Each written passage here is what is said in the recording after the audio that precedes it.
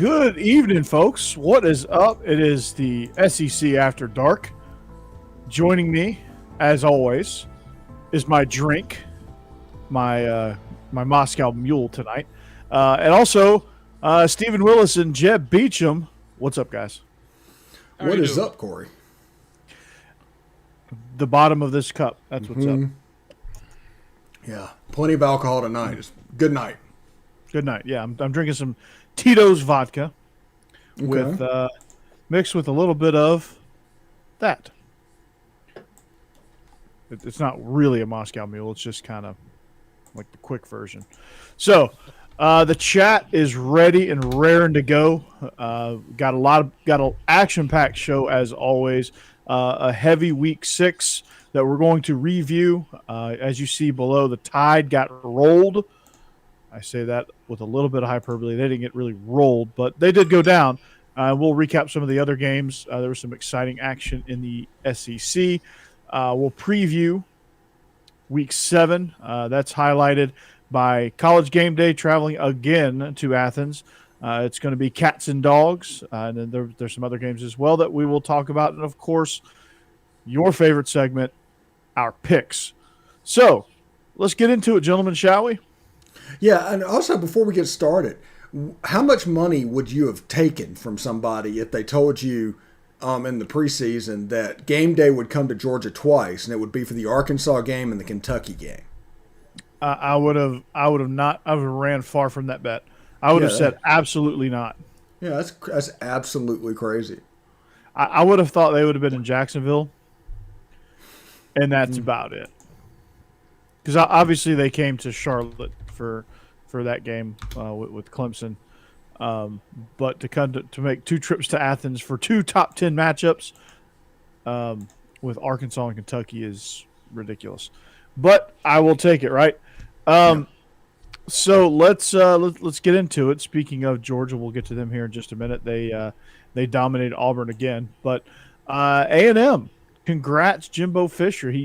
I felt like you didn't have a big enough space down here in our headlines to put Jimbo reels in a big fish. That probably would have not fit. So, are you drinking hot chocolate? No, you must be late. This is Sprite Zero and Tito's in a Moscow Mule cup. Yeah. Cheers. So the biggest takeaway is that Alabama just really looked flat to me. Just didn't, the play calling offensively was just bland. I don't feel like they really did Bryce Young any favors. I thought they didn't put him in any advantageous situations for how young he is. And then just Alabama just couldn't get it done down the stretch. A&M, obviously, a walk-off field goal gave Jimbo Fisher his first win, and any of Nick Saban's old assistants their first win against the big boss man. So, what were your takeaways? Well, my takeaways is that I don't remember seeing recently Alabama's offense and defensive line be physically manhandled the way that A&M was able to do it. That set up the Calzada. Everybody's going to talk about Calzada. They're going to talk about the kickoff return. They're going to talk about all that stuff. That game was lost by Alabama in the trenches. I mean, most conference games are. Most SEC games are. Which is something we knew that A&M had the players to be able to do that. It just hadn't really done it this year very well at all. So I was surprised they picked this week, but I mean, it was fun to watch. Yeah, it was entertaining. That's for sure. And it was at the tail end of an entertaining day of college football altogether. So, great, man, it was insane. But you look at what's funny is everyone's calling for Saban's head, which is ridiculous. It's insane. It's like, come on, people. That's how you know there's somebody that will always call for the coach to be fired after a loss. That's how you realize that. You just can't take those guys seriously. Yeah, I mean, I had a good hearty laugh on that one. Like, really, Nick Saban, really? I thought Zach Calzada looked comfortable. I mean, yeah, he deserves a lot of the talk. I mean, he looked like a guy that that's kind of who they were looking at during training camp with with that quarterback battle. I mean, the way he played was what Jimbo saw in the preseason. Almost pulled the trigger on naming him the starter. He finally played up to that potential. Their defense finally had that fire lit up underneath them, and they played to their potential. Their defensive line is scary good. They have a couple NFL guys on there, so and then Isaiah Spiller, I thought was outstanding, and Devin Akane returned that kickoff, 96 yards. That was It's a big actually momentum A builder. Chain. It's A actually A chain. Chain. Yeah. I knew. It's like DJ Ongulele. I just needed some practice of that. DJ So Ukulele. yeah, DJ Ukulele. He looks like DJ Ukulele right now. They were thankfully off, so they didn't have to lose. They come back Friday night against Syracuse, but Calzado threw for 285. They got right off the bat. They got a targeting penalty. Guy got ejected. It was who was it got ejected? I forgot who got ejected. I mean, right off the bat.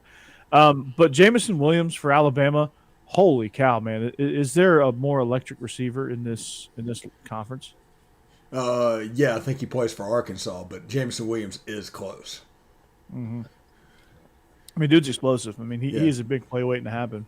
Yeah, Traylon Barks is AJ Brown. That's what he is. It's high praise. That's out. Yeah, that's high, very high praise. Hang on, let me send an email to Greg Burns. Greg Byrne, you are a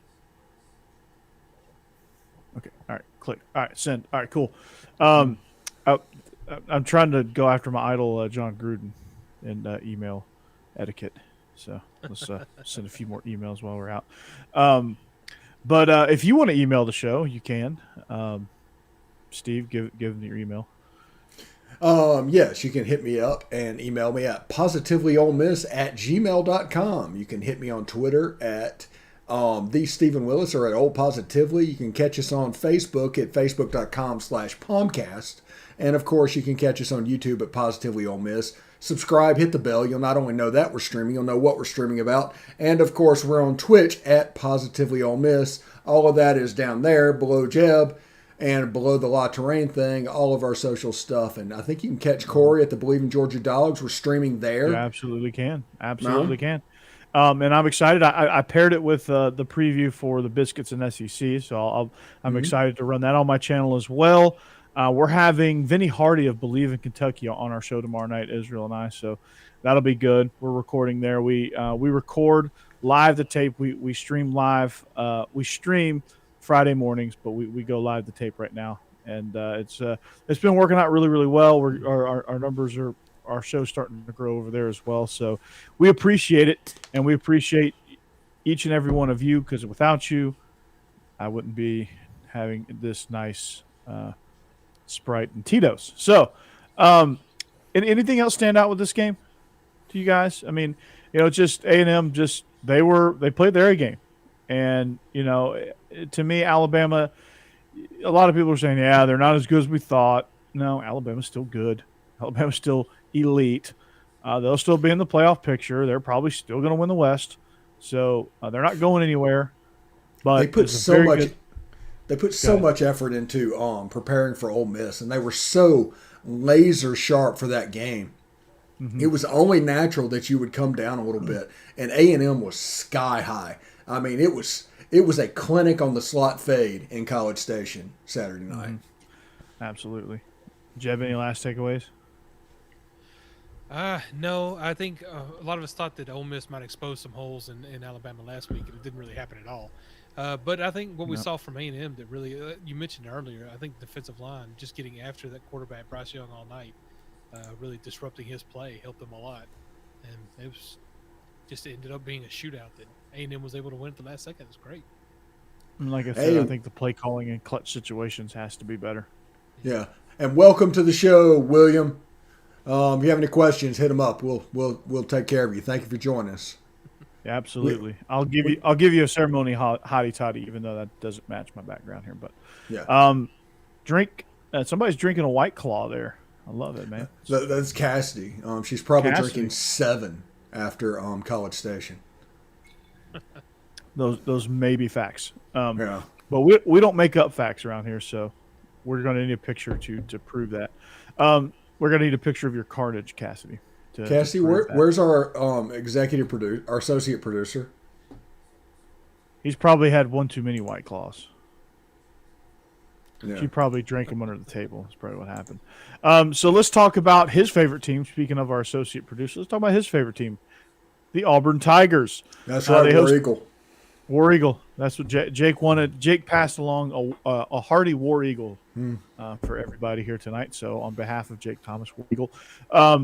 No, I mean, Auburn hosted Georgia in what was going to be the spread was favoring Georgia by 2 touchdowns. Obviously, they covered that.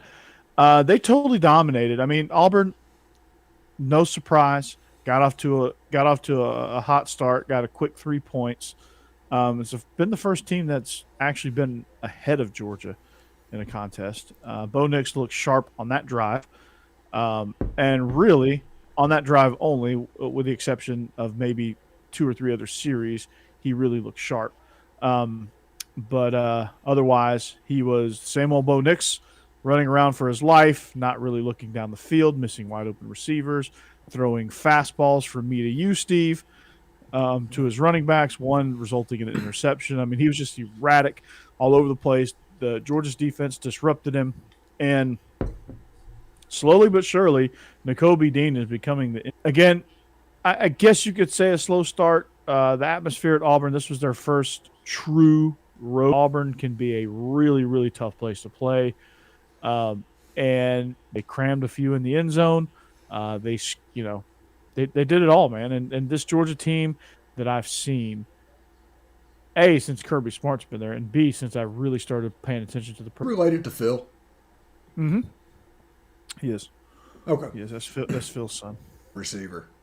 And you can see it. Okay, so that makes sense.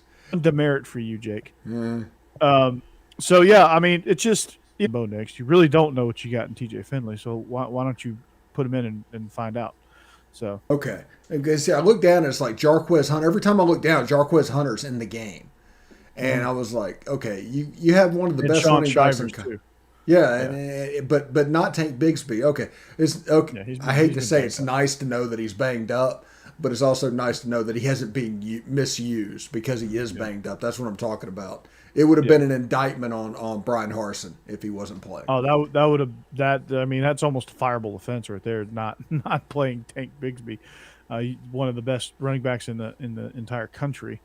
Definitely consideration in the conference outside of Isaiah Spiller and Zamir White. But just total domination, man, with this defense. And again, another great performance. Auburn showed flashes of some positive things. They actually used the tight end, which was encouraging. But overall, they've just got a mess, and it starts at the quarterback position. I mean, they did they fell right into Georgia's hands. Georgia said, okay, we're going to shut down your run game. We're going to force Bo Nix to beat us. And they forced Bo Nix to beat him, and he obliged by not beating them. So. And I tell people all the time, they were trying to blame like Bo Nix for the loss, and they were trying to blame this and that. The reason they lost the game was Gus Malzahn. That game was decided on signing day, and it was clearly obvious who had the better players. Yeah, I mean, especially up front. Offensive line recruiting has been abysmal at Auburn under Gus Malzahn, and that showed. And obviously, Georgia has put an emphasis on the offensive defensive lines in recruiting, and you can tell. It's Jamari Sawyer goes down, they don't skip a beat. They get Broderick Jones, they roll him in there, they don't skip a beat. It was a thing of beauty. And then lastly, the biggest momentum killer for Auburn was they get 4th and goal, they get a shot at it right before half. If they score there, the game's 17-10. They have a little bit of momentum. If they can get a stop right out of halftime, they would have had a chance to tie that thing up. Instead, the ball doesn't bounce in their favor. I'm not sure that the play call was the greatest play call, but I think he tried to force that a little bit, and that game was over at 17-3, and I think most people would agree with that. When that ball fell incomplete in the end zone right before halftime, I was like, "Yep, this game's over." 17-3. Even if it would have been caught for a touchdown, it was 17-10 going into halftime. I still wouldn't have had faith in Auburn to be able to score again. That's true. I mean, Yeah, they did ratchet up the tempo a little bit, and I think yeah. they put a little pressure on Georgia. They moved the ball a little bit, but Everything looked so hard for Auburn. Everything was so difficult. Like just to get a 5 yard play, it looked like a normal team getting in a normal game where you're getting 15 yards. There's all this space, and it's like 2nd and 5, and you're like, "Ooh, this isn't good, guys." the space just closed down so quickly. Yeah, It was insane. It was like Auburn was playing an NFL team. It just shut down so quickly. And on our review show that we do on Sundays on this channel, has had Georgia at #1 in the playoff rankings since the very beginning. This isn't a situation where everybody was just ranking Alabama. Georgia has been the #1 team all along. There you go. Well done. Well done. So that's good. I mean, they've been playing like the #1 team in the country. I mean, they've been, they get Vanderbilt on the schedule and they beat them 62-0, which is exactly what they're supposed to do. Of course, But, I will say this. We talked all off season about Kirby taking his thumb off the offense. It turns out that everything fell together for them to have a thumb on the offense and just win games with their defense because of what number 2, number 3, number 4, number 5 just keeps jumping back and forth. Yeah, I mean, it's they kind of just tailor made it to just be able to, lean on the run game a little bit. Take shots. We have an argument in our chat. Oh boy, this might be marriage counseling after dark. Cassidy and Jake, y'all got some stuff to work out, man. This is not good. Softening the blow here with you kind of was, baby. Well, it is Wednesday. I mean, we've had 4 days at this point. Yeah, I know, right? This is. I like the all caps. I like the yelling. Yeah, Jake. I don't know what I'm yelling about. Loud noises. Oh, so great. Oh wow, it's getting good. Get your popcorn ready. We might have to take a commercial break and go pop some popcorn. Seriously, right? Can somebody get Lane Kiffin in here? Yeah, he can spare some, right? Yeah. Speaking of Lane, your game was pretty exciting, huh? Your day got off to a rousing start. That was probably the best game I've ever seen in football, and that's only because we won. Because if we'd have lost that game, it would have been one of the worst I've ever seen, like 4th and 25, like the 2015 game, and the 7 overtime classic. Also, okay, it's getting real over there. Ole Miss and Arkansas, for not playing for a trophy, has some of the weirdest games. The first 7 overtime game when Eli was in school, 2015, the Hunter Henry heave. This year, this game is legit, people, and if you want to overlook it for other rivalries, do so at your own peril. This game is legit. Yep. It certainly was this week. Yeah. Trying to watch the Tennessee South Carolina game and just couldn't take my eyes off the Ole Miss Arkansas game. It's ridiculous.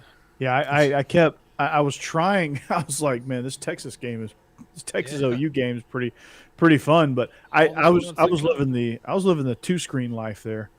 I had my phone on one, I had the TV on the other, and at one point, Steve, I put down the phone because I was making buffalo chicken dip on the smoker on my Traeger, and nice. I put my phone down for a minute because I was like, okay, it's like middle of the 3rd quarter, so I was like, I can put my phone down for a minute and go tend to my stuff on the grill.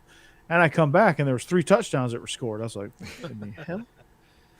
It's like, I was good walking Lord. between 2 rooms. I was wearing a little trough into the floor, walking back and forth. Man. It was bizarre. I was like, man, this is exciting. I can't leave my, I had to put the phone on the charger too. Come on over. Yeah. You might need to. You might need to Actually, get out of the house. No, that was Cassidy that said that. It was Jake that would have to come over. Yeah, well, Jake might have to crash on the couch. But Cassidy, if you need to get out for a second, come on over, grab some chicken dip. I'll deliver to you. Alabama will win by 40 plus. Yeah, they will. Or let Mississippi State. Yeah, it's absolutely possible. I mean, it's absolutely possible. And it all comes down to whether or not Mississippi State can create pressure like which Texas A&M did. Yeah, which they're capable of. They're capable of that. So, and hang around. We'll get to that one here in just a minute. All right, but yeah, Arkansas Ole Miss. I mean, I was asked about this. We were recording Illegal Motion last night, and my guys that I recorded with are Big Ten guys, so they don't quite understand the dynamics between these two teams and how just closely related these two teams are. And they were asking me, "Is like, yeah, I thought the SEC was supposed to be defense, elite defense." Is like, well, these two teams probably this might as well have been an inter squad scrimmage. Between these two teams. I mean, they're so closely related that they know the intricacies of how to stop each other's offense, which honestly they didn't do much of. But these offenses knew every intricacy to attack these drop eight defenses, and they did so quite nicely. KJ Jefferson had a tremendous game. Matt Corral had a tremendous game. Snoop Connor, awesome game. Just all around, it was an exciting game. There was stops when there needed to be stops, which that was few and far between. There was exciting touchdowns, runs, things like that, scores in all different types of ways. I think there was a kickoff return in there somewhere, wasn't there? No, believe it or not, there wasn't. I swear somebody returned a kickoff in that game. Texas A&M did. I know that. I thought the number 5, whatever number 5 is, I can't think of his name right now, but I swear there was a. I'm getting my games mixed up. There literally wasn't. Yeah. But both of these things, if you want to know what happened, both Arkansas and Ole Miss did this, is they attacked the 4 technique and blocked down to do that. And this defense that pinches down, it was all about sealing them off, getting to the next level, blocking downfield with receivers, through formation, setting that up. And you end up with explosives, or in Arkansas's case, you ended up with them getting 5 yards per carry and the chains keeping to move. Because you don't have the explosive players playing for Arkansas, but they were effective. They were effective. They moved it really, really well, and I was impressed. Traylon Burks again, Braylon Sanders. That's who I was talking about. Braylon Sanders. There was he had a nice punt return, not for a touchdown though. Yeah, that's what I thought there was. He returned it deep into Arkansas territory, but had a 60-yard touchdown reception though. That was a beautiful throw. I mean, that was an absolute dime. Yeah, he had 2 catches for 127 yards. It was something absolutely crazy because the other one. Yeah. He dove out and caught it at the 1 yard line. Yeah, that was. He was 1 yard away from the perfect stat day. I know that would have been awesome. But for those of you that say defense is dead in the SEC, these two teams will win games 10-6 next week. Just to show you guys, just to give that middle finger that Cassidy gave Jake the few threads down here. Yeah, we'll get to it in a second, but no. No, probably not. Not with who we're playing. Speaking of zeros, Vanderbilt. How pitiful are they? They've been outscored in conference games so far, 104-0. Wow. Yeah. It's just a bad year for them. And I think they've only played 2 conference games. Yeah, but it's Georgia and Florida. I think they've played, right? Yeah. So it gets a little bit interesting with South Carolina. Yeah, I mean, they're 18-point favorites, so even then. Tennessee, man. Tennessee, South Carolina. South Carolina put up a good fight in the second half, but I mean, Tennessee, the story on Tennessee, Jeb, is they jump out to really fast starts. Yeah, they finally got this offense clicking. It is a lot of fun to watch right now. These last 2 weeks, you're right. Just destroying it through. And with Missouri, they did pretty much the whole game. With South Carolina, I think they tried to slow it down in the second half, and they did not do that very well. But I understand why they tried. Hopefully, they don't try that again. I guess anybody we're playing in the next 4 or 5 weeks. But yeah. But no. When they get going in the first half, and when they just really hit their tempo, it's been impressive. And this is with players that Josh Apple basically just Coach Apple just inherited, and not his people, and he didn't even know who he wanted a quarterback until partway through the season. It's just I mean, just think of that Pitt game if Hooker starts that. Oh yeah, no, we'd have won that game if he had started. My favorite joke at the moment. But is if you need a pass thrown for 40 yards, Joe Milton can throw it 40 yards. If you need a pass thrown 30 yards, Joe Milton can throw it 40 yards. I love that joke. Yeah. and you're and unfortunately you can't use it anymore because Joe Milton is not the starter. Yeah, I'm going to force it Goodness. every week Yes. this year because I'm going to get money's worth because it could all be gone. Because my previous favorite joke was the Atlantic would beat Florida before Kentucky would, and now that's gone out the window. Yeah, Kentucky is rolling. Speaking of Kentucky, speaking of them, did they put the final nail in O's coffin as head coach at LSU? Oh yeah. The people are actively plotting against O. So yeah, they have. I mean, they have guys that have sprained ankles that are now opting out for season-ending surgery. Yeah, you're starting to see the narrative of the opt-outs for LSU as if it's some kind of excuse for Coach Orgeron, and it's silly. It's obviously a plant, but it is what it is. Yeah, Coach O and John Gruden can talk about. They can get together and talk about plants and saying inappropriate stuff. But Is Butte or however you say it, is he opting out? He's out. No, he's hurt. hurt. He's genuinely hurt, and Okay. Eli Riggs is hurt, and Derek Stingley is hurt. It's like all of their top 5 players in the preseason did not make it to I guess it's week 7 at this point. yeah, So, this would be week 7. Yeah. But Will Levis, man, he found his way. I was watching when I was flipping into that game a little bit. I was honestly glued to A&M Bama, but when I was flipping over into that game, it was I flipped over one time, saw Will Levis like running like he was Mike Allstott through the defense, just bouncing off people. yeah. Yeah, I was like, who is this? Is this Tebow? Who is You know, this LA fullback running through here? LSU in their last 3 conference games or something like that are giving up an average of 250 yards rushing per game. That ain't good. No, their defense is just flat giving up. If you look I at mean- the rest of their season, there's not another SEC team they play. They need to just go ahead and get it over with, fire O, and just salvage recruiting at this point. But they've shown a tendency to marry the babysitter. So I would not be happy with an interim coach at this point. I'd almost be ready for Orgeron to coach the whole season until the end, and then you can fire him and go out and get who you need. Because they have a tendency to marry the babysitter because they could liable to hire somebody and that person just beats Bama. And all of a sudden you're stuck with that guy. That's what happened with O. Yeah, well, I mean, they might not. I don't know. They may not make the same mistake twice, but it is LSU. But they have that tendency. But I think if you give it to somebody and let them audition themselves for other jobs, like Corey Raymond, I feel like could run the program and give himself an audition for another job, and you're going to go after a big name if you're LSU, like John Gruden just became available. But the John Gruden jokes will never. I don't think they'll ever expire. But Don't change, Cassidy. Don't change at all. Yeah. So you're good. Sometimes you just got to duke it out, even if it is on a public forum. So Yeah, we're good. in a public chat. It's all good. Yeah, it's all good. It's like you two are fighting at Starbucks and everybody's like, what's going on here?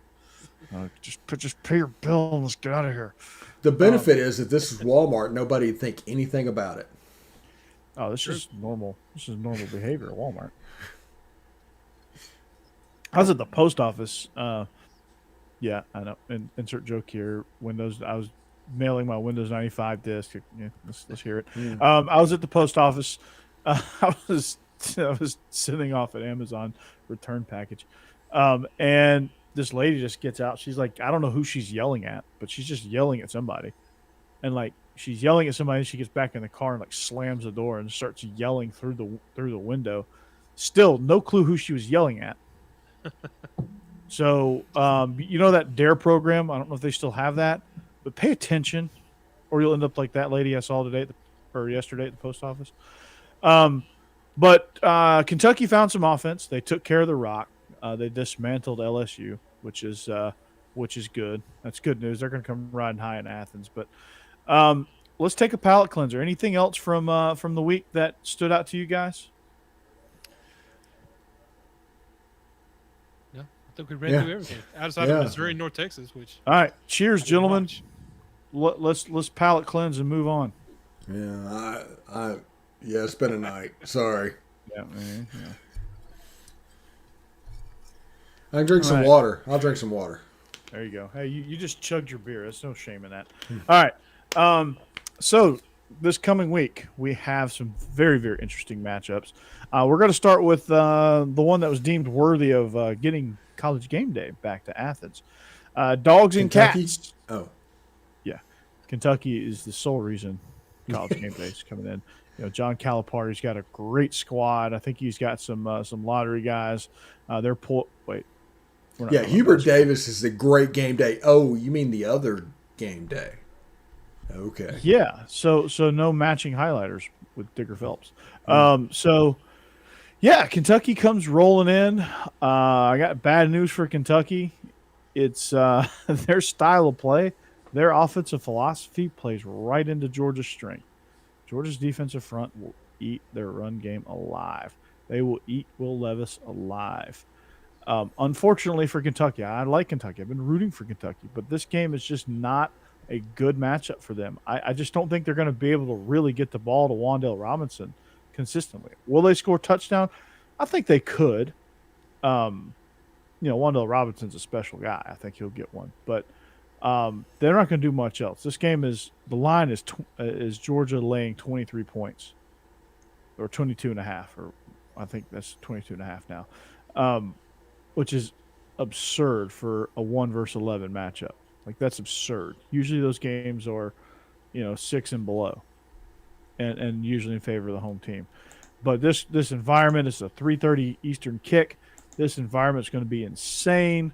There's going to be several false start penalties. Hopefully, for Kentucky's sake, they don't get off to the same start Arkansas got off to in that game. Arkansas was just doomed from the word go. But Will Levis, the key for Kentucky is Will Levis is going to have to take care of the ball. He's going to have to get rid of it quickly. And they're going to have to find some semblance of a run game, which is going to be not impossible, but it's going to be very, very, very difficult. So for Georgia, for me, the keys are stop Chris Rodriguez, make Kentucky one-dimensional, make Will Levis beat you, which he proved he could beat LSU, but he hadn't proved a whole lot beyond that. And they really haven't proved on a consistent basis that they're completely in tune with this offense and this offensive system that Liam Cohen has brought in. So for Georgia, they're going to have to force that hand and see how comfortable Kentucky really is. Offensively for Georgia, they're going to have to attack in a variety of ways. They're not going to just sit there and be able to play bully ball like they did last year. This defensive front is too good for Kentucky. They rally, they tackle well, they get after you, so they're not going to be able to sit there and cram the ball down their throat. They're going to have to go through the air. Kentucky's going to force Stetson Bennett, which I believe he's in line for another start. They're going to force Stetson Bennett to beat him. They're going to force Georgia to use Brock Bowers and their tight ends to beat him. They're going to keep everything in front. They're not going to let you get them deep. They're going to force you to drive the field, and Georgia's going to have to be patient enough to drive the field, and they're going to have to make plays on 10, 11, 12-play drives, which is usually the more plays you get, it usually kind of bogs down. So that's kind of how I see this matchup. I think that's a great description. Yeah, you did a heck of a job. Now, I will say this. If Kentucky has a formula, and Kentucky does have a formula to win, it would be Will Levis playing out of his mind like Zach Calzada, but maybe more mobile with the mobile quarterback rule with Kirby Smart's defense and Wan'Dale Robinson getting loose a couple of times. Their path is a 17-14 game or something like that with Wan'Dale Robinson forcing a guy to slip or whatever's going on and making a play. Oh, he's going to get one. He's going to get one. I mean, they're going to go over. They're going to find Amir Speed, and they're going to go after him. Like, he ain't going to get one over Keely Ringo, but he's going to get one over Speed, or he's going to find Latavius Brini. They're going to find that matchup somehow, and they're going to exploit that a little bit. And he's going to get loose a little bit. But I think Josh Ali is somebody to watch in this matchup as well. I like Josh Ali. Yeah, and I see a situation where they just say, all right, Keely, all right, Ringo, you're matched up with Wandell. Wherever he goes, you go, and just lock him down. Which Keely Ringo has yet to yield. I think the stat was he's yet to yield a catch against him. That's crazy. That's ridiculous. It's absurd thinking about Georgia's They haven't defense. they haven't It's really absurd. tried it much either. Yeah, But it's 5-stars that are doing 5-star things. it is. It's 5 stars playing like 5 stars. Which when you recruit that many 5 stars, sometimes they don't all develop right. These, I mean, they've hit on all of them because they've developed them. They've worked them. They've gotten time. Like what Kirby Smart really does a good job of is they really get those guys rotated in early. Like a lot of these guys didn't start last year, but they played a lot. Like Christopher Smith played a lot. Started a couple games due to injury, but he played a lot before that. To give Richard LeCount a break. I mean, they had 25 guys rotating through that defense last year at some point. Yeah, they've got a ton of depth, as you would expect. And that's intentional too. Like some of it was injury. So some of it's naturally going to be injury. Some guys are getting more time than they're used to. But that defensive line is a freaking rotating. It's just a carousel. I mean, Jordan Davis. I didn't see him out there a ton. They didn't need him. I mean, Jalen Carter had a hell of a game. Devontae White had a hell of a game. Zion Logue got a sack. Raise your hand if you know who Zion Logue is? Steve, you might know. You covered Middle Tennessee football for a minute. No, really, he's a transfer, huh? Well, no, he played high school ball at Lebanon High School. Oh, okay. I was there when his freshman and sophomore year. Dude's huge. Yeah, do not call it Lebanon. It's Lebanon. Lebanon. No, not Lebanon. It's like Shelbyville. Or wait, say it, Jeb. Shovel. It's shovel. Shovel. Yeah. I'm going shovel. I'm going from Lebanon to shovel. Yeah. One thing I can't get past is there's on Twitter that they posted out the number one search term on Pornhub was Kevin James. I can't get past that. Wait, what? The number one search term for the state of Tennessee for Pornhub was Kevin James, per Twitter. That's so upsetting, and I'm so glad I moved. What are you searching on Twitter? It was trending. It's still trending. You've had too many White Claws there, bud. Yeah. Too many White Claws. Too many land sharks and white. Okay. On that note, did I break the show? The chat King Queens. King of Queens. Yep. All right. Speaking of weird, Auburn, Arkansas. Take a look at that game. That game is going to be, let's just say, interesting. So for Arkansas, Arkansas is favored by 4.5 points. I see this one doubling up in Arkansas's favor. I mean, Arkansas's been impressive this year. I mean, they were impressive in a loss against Ole Miss. Someone had to lose that game, unfortunately. Not so impressive against Georgia, but Georgia has a tendency to do those things. But I think, honestly, it just Auburn. Auburn struggles. Auburn's very inconsistent. It's like a roller coaster ride with Auburn. You're not sure what you're going to get from series to series, especially if Bo Nix is in there. It's always an adventure. Every pass seems like the Doug Flutie Hail Mary, where he's just running around and all of a sudden just uncorks one, and you're not sure where it's going to go or where it's going to land. That's kind of what Auburn's passing game is at this moment with Bo Nix. And for Arkansas, man, they're just methodical. I just love the way they move the ball down the field, and then they throw. They take shots to Burks. They'll even get it to him short or intermediate and just let him go, let him burn. And KJ Jefferson's really maturing as a quarterback. I'm really impressed by that. They're just such a physical team, man. They're fun to watch. I'm a fan of Arkansas. I can say that. Yeah, remember Kendall Briles made De'Aaron King famous, and he made him so famous that he's still famous after 1 year at Houston 4 years ago. Kendall Briles can coach, and he can coach offensively. And what they do is they don't have many game breakers other than Burks, but they are really good at scheming up 4 and 5 yards per play. Now that They're doesn't work efficient. against Georgia. Yeah, it doesn't work against Georgia, but you're not going to play Georgia but once a year, or in their case twice. Yeah, For the Alabama. KJ was beat up too a little bit, I think. KJ's In the always Georgia beat game. up. At 250 pounds, as much as they run him, he's always beat up. That's true. Those are facts. Yeah. Those are true facts. But obviously Auburn's avenue to victories. They're just gonna have to. They only gave, they've got to get Bigsby healthy. They've just got to get him involved, man. Him and Jarquez Hunter, they just got to get those two guys involved. They've got to have more of a run game. They abandoned it for the most part against Georgia. They're going to have to find some things in the run game, even if it's not working consistently. You have to keep banging it in there because eventually you're going to be able to get shots over the top. They're going to have to go. They're going to have to move with tempo a little bit too. They're going to have to get Arkansas a little bit scrambled defensively if they want to have a chance at this. Bo Nix works well in tempo because with tempo it's usually quick throws, and he doesn't have time to run around and panic and see ghosts and all the shenanigans he does post snap. When they're moving fast, he doesn't have time to think. And that's the best thing for Bo Nix. Or get TJ Finley's ass in there and let's go. I mean, it's just that simple. Either way, I think they're going to have to just figure out.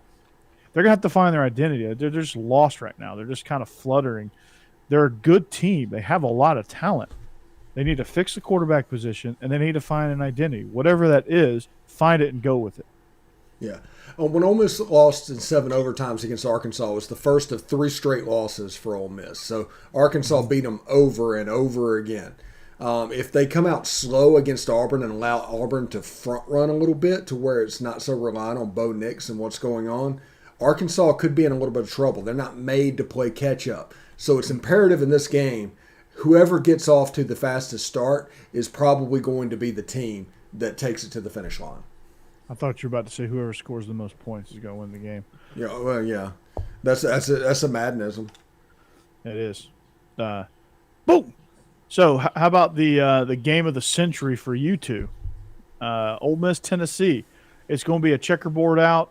Lane is taunting the Tennessee fans. At this point, Steve, Archie who? At this point, Steve, is Lane Kiffin the new age Steve Spurrier? I don't know. Does he have enough credibility for that yet? I think so. As far as everybody talking about him, yeah. I mean, he could absolutely has that. But as far as the game, he does have like 10 plays a game, which are essentially double moves. They figured out a way to scheme up Arkansas's defense. They had 12 months, number 2 in the nation in pass defense, and Matt Corral by the fourth quarter could do whatever he wanted to. So, I mean, when you see something like that, you say, well, okay, yeah, that's the case. But I want to see it consistently. I mean, I don't know if he's as consistent as Spurrier at this point, but he's at the point where, at his best, he does Spurrier-esque things. Yeah, absolutely. I couldn't agree more on that, but it just stood out to me because he's doing all this, trash talking and all this stuff. It's pretty funny. It's pretty entertaining to see. I'm glad it's good for college football. It's good for this conference. He brings he brings it all back to life. But this matchup with Tennessee is going to be interesting because Tennessee gets off to these really fast starts. But to me, I just don't think Tennessee has the depth to win this game. I think they're going to get worn out. Because this game is going to be a track meet, and both teams are built for that. But I just think that with Tennessee, they're just going to run out of people, run out of bodies. I mean, they're beat up, they're banged up. They just got a lot going against them in this game. But the crowd is going to be ridiculous in this matchup. It's going to be. Is it the first sellout in Neyland since what? In a long time, really, right? I was going to say at least, in the last year and a half or so. Yeah. No, it's a game that I know the fans are really excited about with Lane Kiffin coming back to town. And Tennessee does, like I said, we've seen their offense actually start clicking. And it's great the way it works with the balance between running and passing. I like it a lot, but you're right, they don't really have the depth. They still have too many issues to crop up. Wide receivers still dropping passes, things like, and the offensive line beat up the way it is. It's they've been able to get past teams like South Carolina and Missouri, but unfortunately, I don't think that's going to continue to work for them. The rest of the season, at least not until they hit the South Alabama Vandy phase. But so I don't know. I think it could be a lot of fun, but like you're saying, eventually it's just going to kind of fade off. Where maybe they keep up with Ole Miss for a while, they have a great game, and then at the end, Ole Miss kind of pulls away. But I don't know. Like I said, the way they're cooking right now, who knows if they can come out? Yeah, I mean, this first keep quarter it is going. going to be. Almost isn't exactly the strongest defense, so I'm just saying we could make an exciting game. Ole Miss needs to come out in the first quarter. If it's 21-14 at the end of the first quarter, Tennessee's in trouble. If it's 21-0, Tennessee has a chance. Mm-hmm. Well, and it probably will come down to who has the better players, and Matt Corral might be a little better than Hendon Hooker. I'll give you that, a little bit. Not according to them. There's like some Vendrell Jones or something like that talking about how great Hendon Hooker was and compared to Mike Corral, and it's like, hey, I don't want to be like an Alabama fan, but shut your mouth. Seriously, Shut your mouth when you're talking to me. Yeah, you put some respect in there, buddy. I'm glad there's some smack to be talked in this one. Yeah, I like that. The funny thing is, Ole Miss is trolling Tennessee. They put out a graphic today that they did because Tennessee's doing a checker out, and it just said chess versus checkers, and it had the Ole Miss players lined up as chess pieces, and they had Tennessee players as checkers, and something like that. That I think they know something. That's what I think. This is not going to be a fun game at our house because even though we have split screen, we're like 30 feet from each other. So we're going to have to deal with that this Saturday, and that's going to be a rough day. Mm-hmm. That's going to be a lot of fun. So, I'm excited for it. I mean, I think if Ole Miss can jump out to a fast start, and if their defense can jump out to a fast start and kind of hold Tennessee at bay, I think Tennessee's going to get a little frustrated. They're going to get a little flustered, and I think they have a tendency to do that.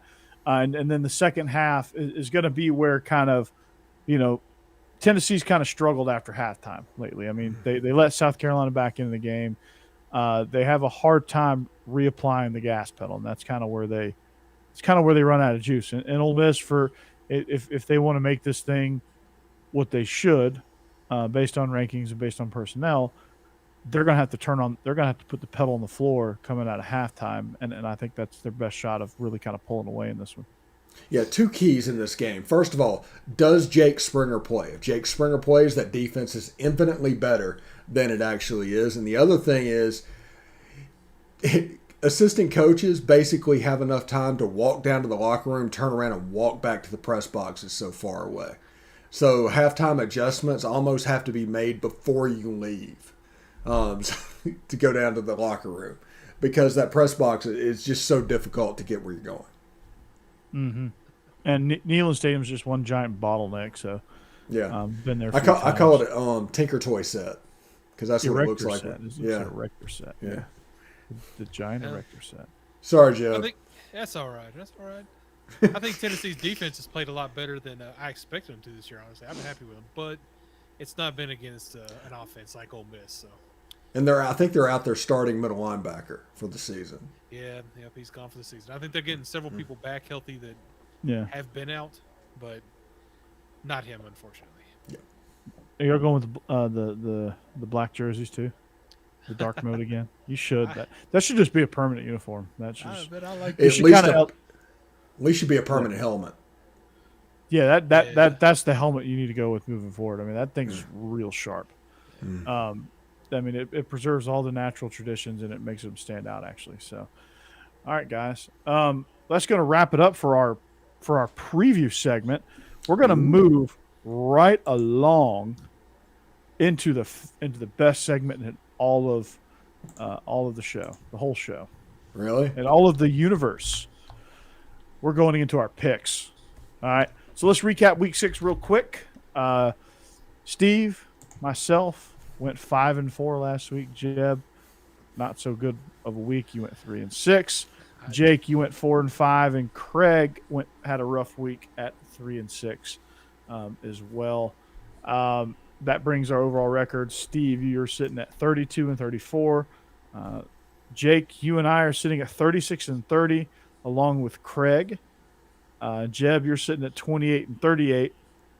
So you need to get a little bit more aggressive here. And Kevin is sitting at 5-4. Had a 5-4 Kevin last James? week. Kevin Oh, James, sorry. yes, yeah, Kevin James. He is he's actually 5'4". No, and Mr. Bohannon is 33-32 overall. So let's start. Texas A&M travels to Columbia to take on the Tigers of Mizzou. A&M is 8.5-point road favorites over Mizzou. Mizzou just really hasn't shown me much. So I'm gonna start it off this week. Mizzou really hasn't shown me much here. Texas A&M is flying high. Is there going to be a bit of a hangover? Even if there is, I still think they win this game by 10 points. So I'm taking the Aggies. Jeb? Yeah, I agree with that.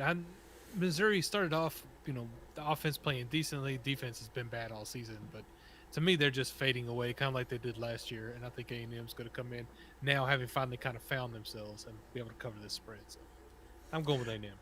Yeah, I look at this as like a 3-point win for Texas A&M because last week they're still talking about that win at this point, and they're going to be talking about it tomorrow, and they're going to be talking about it Friday, and all of a sudden you have to go to Columbia. It's a weird place to play. I actually like their uniforms, by the way, this year.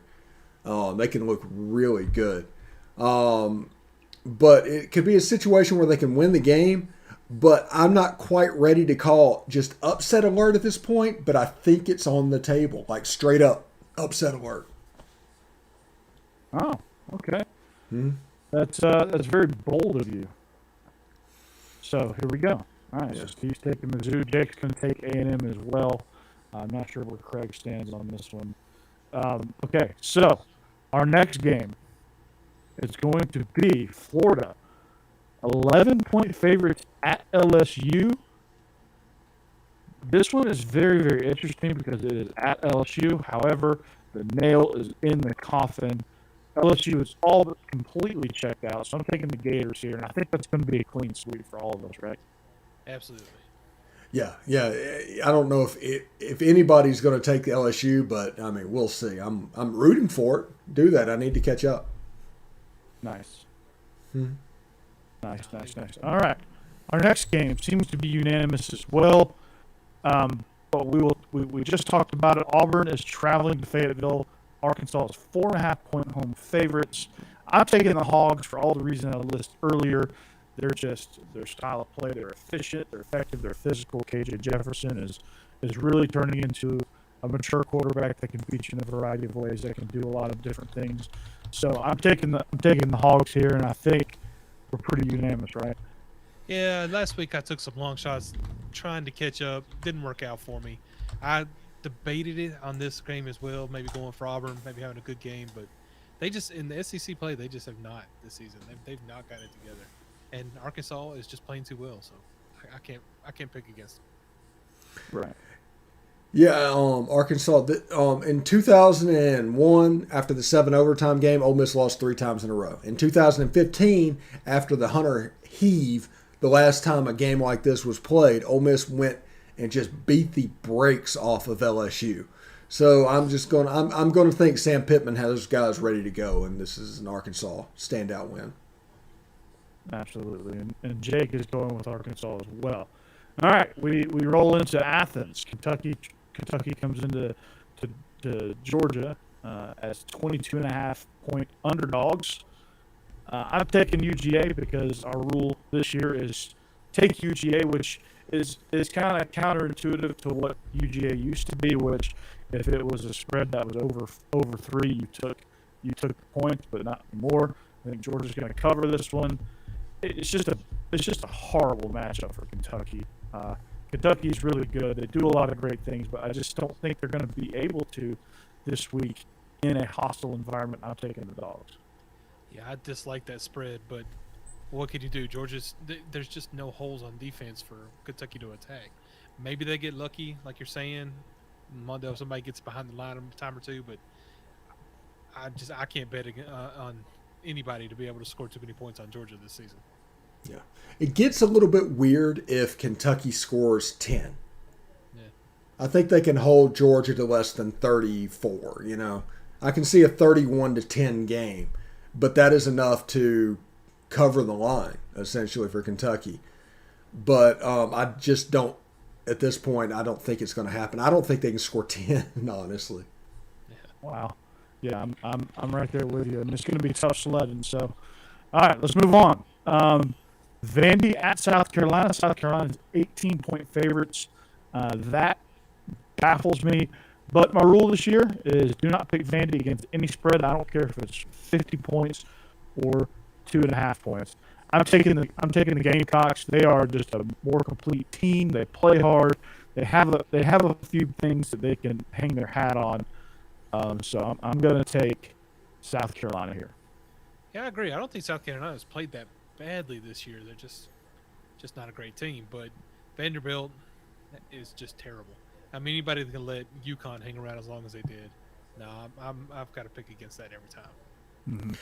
I'm taking the Doors. I just don't think South Carolina is 18 points better than Air at this point. I think this is a game that South Carolina is going to win by 2 touchdowns. It's going to be 28-14, 24-10, somewhere in that range. I see this game happen a lot like last year's game where I think they 50-pieced them. So I think it's going to go along those lines again. There's some sort of hatred there between South Carolina and Vandy. There's some sort of like little rivalry there. It's got to go back to Franklin. Yeah, it does. Usually, most of Vandy's rivals go back to James Franklin. Yeah. I know Todd Grantham doesn't like him.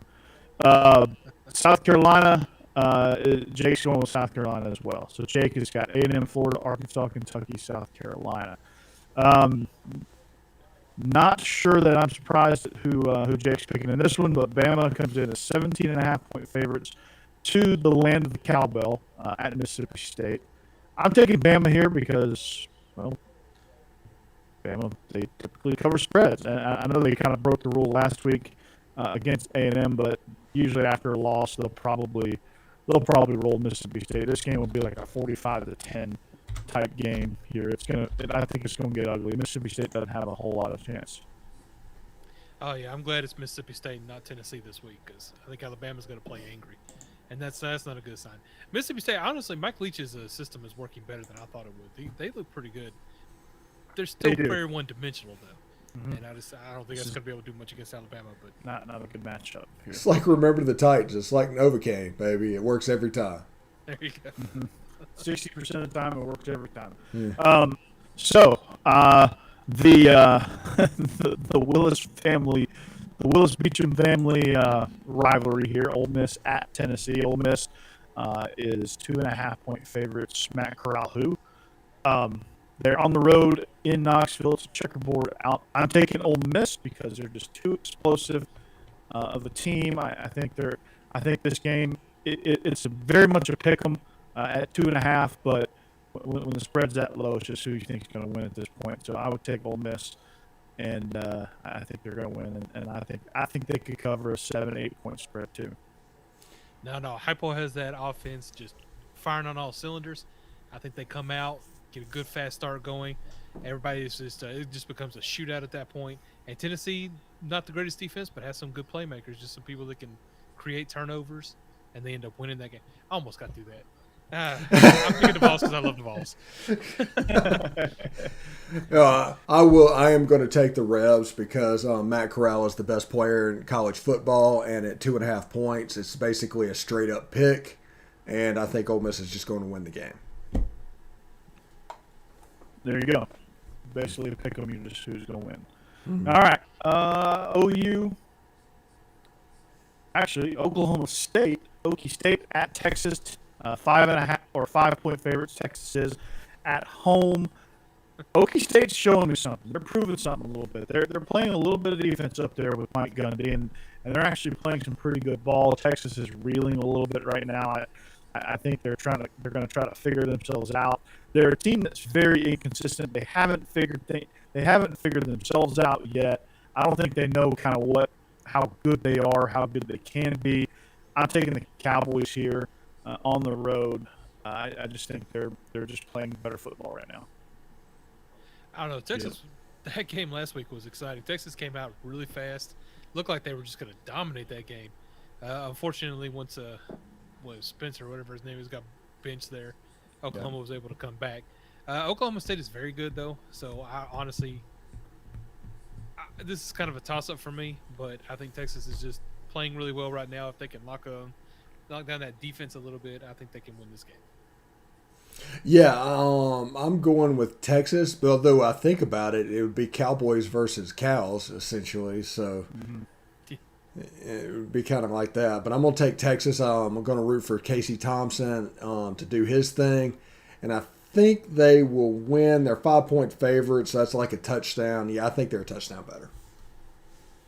Gotcha. And Jake's picking Okie State as well. All right, TCU at Oklahoma. Oklahoma's 13.5-point home favorites. It's got to be Caleb Williams, right? If it is, I'm taking Oklahoma big. If for whatever reason they go back to Spencer Rattler, which they're just flat around him because I think the rest of the team knows he's a fraud, and they just don't play hard for him. He's entitled. Everybody else is celebrating this huge comeback win. He's over there pouting and first one in the locker room and all that stuff. Probably getting his transfer papers in order, but it's got to be Caleb Williams, and it's going to be Oklahoma big. Oklahoma finally looked like a top 5 team, and with Caleb Williams, I believe in the Sooners. With Rattler, no such thing. But they just play at a different level with Caleb Williams. Yeah, there's just things about Spencer Rattler that just rubs me the wrong way. I don't really like him very much. But no, I mean, I know it's hard to turn over your offense to a freshman, but he played really well, and I think like you said, Oklahoma was just kind of rolling with him. So, and TCU, decent team, but not great. I think Oklahoma can steamroll them pretty well this weekend. Yeah, I'm going with Oklahoma as well, but keep an eye on the transfer portal because there's a good chance. I have no information on this whatsoever, but I think there's a good chance that he ends up in Oxford next year. Rattler? Mm-hmm. That'd be a terrible thing for Ole Miss. No, Lane's the quarterback. He made Jonathan Crompton into a more than serviceable quarterback. I'll give you that. But Lincoln Riley is that way too. And this kid, you don't want to touch this kid. I'm telling you, you do not. Maybe not. But it's one of those things to where I just think Lane has a chance to get it. Of course, there's other quarterbacks in the league. What they need to do, what Ole Miss needs to do, is reach out to Grayson McCall if he's got any years of eligibility. They need to find out what's going on with him. They need to figure out what's going with him. That's the dude that needs to come. Yeah. You need to reach out to Carson Beck because Carson Beck's gonna get passed up. Like that. Like I can see Carson Beck really thriving at a place like Ole Miss. Anyway, our final game. It's a bonus round. I thought this was an interesting matchup. Kalani Sitake, who I think should be a contender for the USC job. You should get the USC job, is what you meant to say. I mean, at this point, yes. Yeah. What he's done at BYU is nothing short of remarkable because BYU is not an easy place to win. And I've just been impressed with him. This game, Dave Aranda has also done a tremendous job at Baylor. Was horrendous last year. Got off to a really kind of a sluggish start, but they're kind of rolling now as well. They are 6.5-point home favorites. But BYU, to me, I don't know. They play hard. They play fast. They play physical. They seem to get it done. They're the best team in the Pac-12 South, and they're not even a Pac-12 team. This is going to be a future conference game too, because BYU got accepted into the Big 12. So this will be a future conference game. So you're going to get a preview of that. I think BYU wins this one, and if they don't win, I do think they at least cover. So I'm taking BYU in the points, but I do think they have a really good shot at winning this thing outright. Yeah, I'll be honest. I don't know a whole lot about BYU, but I've been paying, just basically watching highlights of what's going on this season. But they do seem to play really hard. I like them as a team, and like you said, it's not an easy place to go and win. So you got to be impressed with what they've done so far this season, even with their losses last week. So I think BYU can win this game. Yeah, and this is a weird game for me because I like BYU a little bit for this game because I've watched Big Love recently. But on the other side, I can say that I've worked at a Baptist bookstore with my preacher. So I have that going for me, and I was a youth ministry major for my first part of college. So between those is kind of up in the air. I think Now Baylor you're in this spreading game. the gospel of college football. Yeah, that's what I'm doing. So Baylor, I think, is going to kind of big boy BYU a little bit. I think they're going to set it up to where, they can just take a G5 school and put it down. Because even though BYU's been accepted into the Big 12, they're not a Big 12 team. Yeah, And Baylor's been good. That's true. Yeah, Baylor has been good. Baylor's been really, really up and down. So, and Oregon over Cal. Yeah, Cal's terrible this year. Cal's probably one of the most disappointing teams in the country, because I thought defensively they were special in the Pac-12, and I thought they were going to have a chance to compete in the Big 12 North, or Pac-12 North, I should say. But they've just been absolutely dreadful under Justin Wilcox. And maybe Justin Wilcox is a better coordinator than he is a head coach, and that's okay. He's certainly a great coach. He's certainly a great defensive line, but he just hadn't found the formula over there. And Cal's not an easy place to win either. They're just weird over there. That's a Friday game, correct? That is a Friday game. So Cassidy, you'll be watching that on Friday. I love watching Oregon, and I love Mario Cristobal is one of my favorite coaches. So I think that's a team that you can get behind outside of the conference for me. Is that Pac-12 after dark? That is Pac-12 after dark on Friday. So is it like the 10:30 game? Yeah, it's 10:30 for us. Okay, so we'll be back from Epcot then, because me and Jeb are going to Epcot. We're going to do our pass holder life thing. Hashtag. Yeah. So are you guys going to walk around like Wayne's World with like around your ankle? You're like, pass. I got to pass. We went to Hollywood Studios last week and didn't spend one dime. Parking the whole 9 yards. Didn't spend one dime. Went in there and rode Slinky Dog Dash, the roller coaster, and Toy Story Mania, and got out of there after work. Yeah. There you go. There you go. So, yeah, the Mormons are tough. But anyway, that's going to do it for us here on the SEC After Dark. The Epcot boys are going to be pairing it up. So if you see some commotion down there in Disneyland, you know who's starting it. Oh, hold on. Good wholesome family fun. These guys. All right. Oh. I can't play them backwards. Yeah. too many of these. So I just finished mine actually. So Steve, I'm in your boat. But this has been a fun episode. Thanks for the chat. Thanks for the glad we could counsel Jake and Cassidy through their fight. I was definitely enjoying my popcorn there. Jake has given us a hearty roll tide. War Eagle Jake. Hey, if you want to follow us on social, look right down below. You'll see all the information. Hit that bell notification on YouTube. We're streaming in a million different places at this point, so you can, if you have internet. It's only getting more. It's getting to the point where we are echoing shows all over the place, and it's going to grow to like the Biscuits and SEC social sites, and Corey's site is going to have stuff, and it's going to be more and more. So this show, it's going to be interesting because we don't basically do a singular thing of views. We have 20 different sources. You can get it wherever you want it.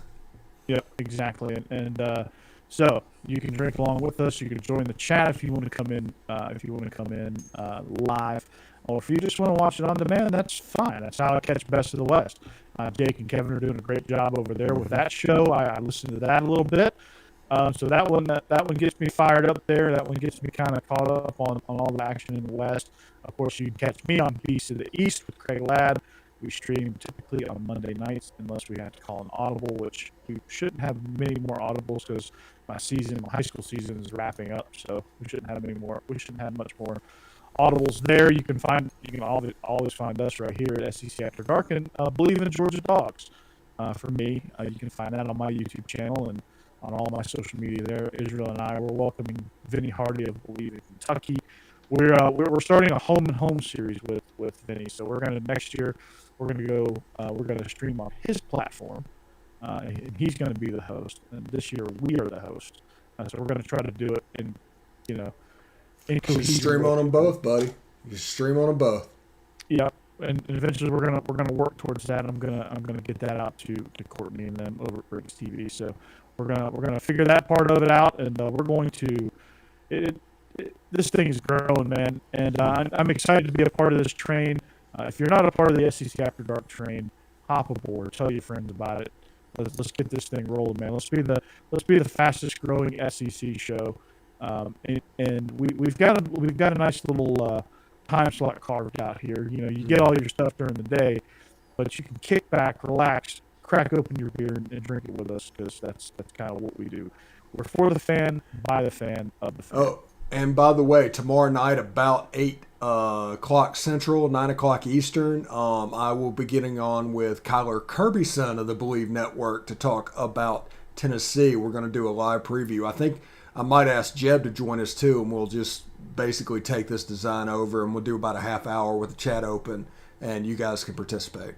And that's Kyler's tremendous. We've had him on our shows a couple of times with the Believe in Tennessee football show as well. He does an outstanding job over there. And he kind of started like mid-season last season, so he's still a relatively young show. He's somebody that Steve, we need to, if he wants to double dip, we need to get him on over this network. I think we could do some great things with him as well. He's extremely talented. Him and Ben Hardy are my two favorite people over there. I love those two guys, man. They're so much fun to work with, and they do a great job. Absolutely. So, but we hope you enjoyed us. We thank you for however you found us. We wish you a happy Wednesday, and thanks for joining us again. Follow us on social media right down below. We are SEC After Dark. We are on Positively Ole Miss, and anywhere else you can find us. For Jeb and Steve, I'm Corey Burton. Thank you for listening. Check us out next week. Hope you have a great rest of your week and an even better weekend. We'll see you back here next week. Goodbye and go Dogs. Hotty toddy. Big Orange. And Jake says roll tide. As does Cassidy. Or did Jake say War Eagle? Yeah. Jake says war damn.